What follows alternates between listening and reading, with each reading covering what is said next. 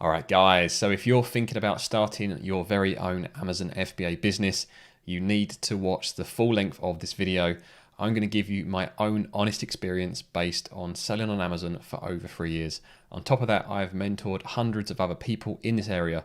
So I believe I have a really good understanding of what it takes to be a successful Amazon seller and also who Amazon FBA is not right for. So the thumbnail you've just clicked on is not clickbait. For some people, I will be clearly saying in this video, do not bother with Amazon FBA. With that said, we do need some context to explain why that makes sense for some people. So let's go through a few different areas first that I think you guys as potential new Amazon sellers need to be aware of and will help you make an informed decision for you and your business. So I'm going to start with the negatives, because if the negatives are too much for you, it doesn't actually matter what the positives are. You have to be willing to accept the negatives of being an Amazon FBA seller if you want to have any chance of longevity in this business. So the first thing that I want to focus on, and that is Amazon seller support. So as a new seller, you might expect that Amazon would be happy to have you as a seller and would support you. That's why it's called seller support. Unfortunately, Amazon do not care about you as a seller. Amazon have one concern, or two concerns, but one leads to the other. Their main concern is making profit, and the main concern for actually achieving that is by being good to their customers. So the seller will always come second to the customer, and the seller support system that they've got in place is not fit for purpose.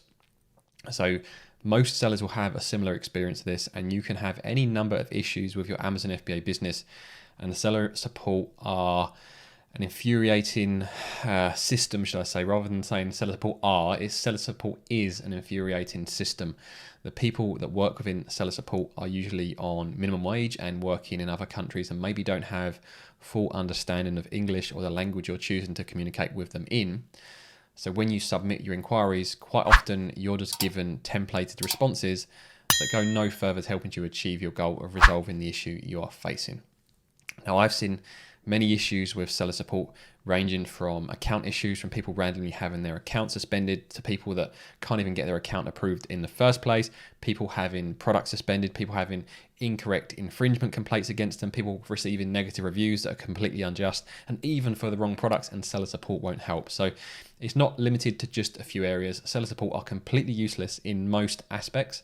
So if you are going to become an Amazon FBA seller, you need to have two things in mind. One, you need to be very patient and aware of the system that's in place. So when you're working with seller support, take all emotion out of it. Remember, you're working within a system. The people that are responding to you aren't really thinking about their responses. They're probably choosing from some set default templated responses based on the keywords within your message or based on the inquiry options you selected within Seller Central. So the replies you get are often not very helpful. And the key thing with seller support is to persevere. So it might take 3, 4, 5, 6, or even more attempts to get the resolution you need. But if you're not a patient person, then you won't get on very well with seller support, because it's not about fairness with Amazon. Amazon set the rules. Sometimes they don't even make the rules clear to you. And sometimes they'll tell you you're in breach of the rules and won't tell you why you're in breach of the rules. And it becomes a complete guessing game. But if you're happy to be patient, work with the Amazon FBA community. So we've got the FBA Elite community, or myself. Work with other sellers and you can work through these problems, and usually it's possible to resolve these issues despite the fact it is a very, very frustrating process. So that's the first thing you need to be aware of if you are going to be becoming an Amazon FBA seller and partnering up with Amazon.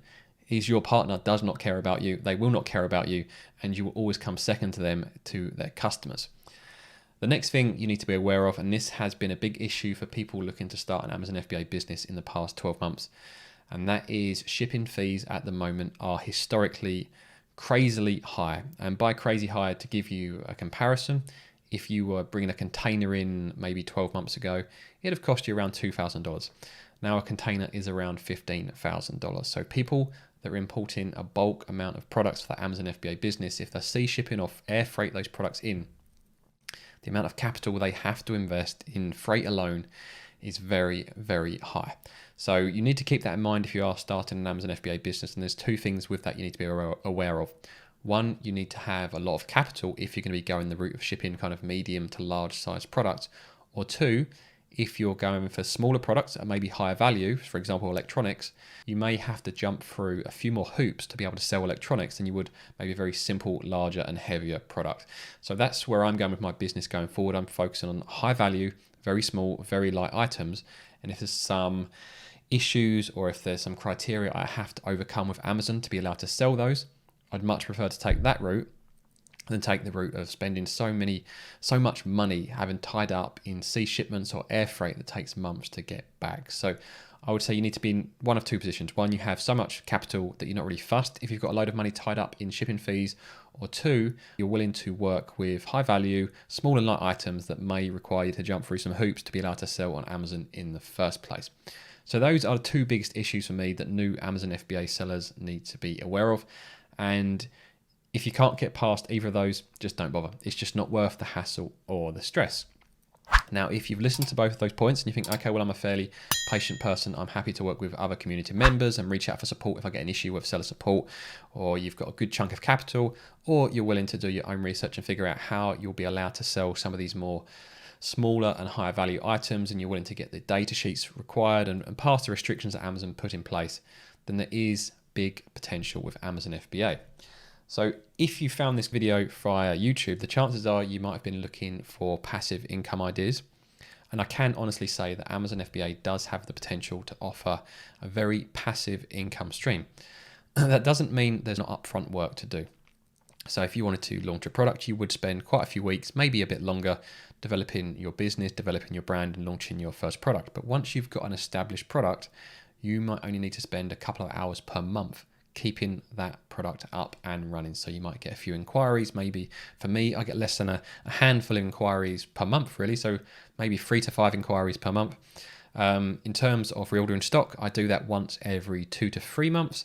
So if you imagine once your product's up and running, then it does become very passive and you can make some very good money with the right product. So the potential there is still huge. You have to remember Amazon is still growing.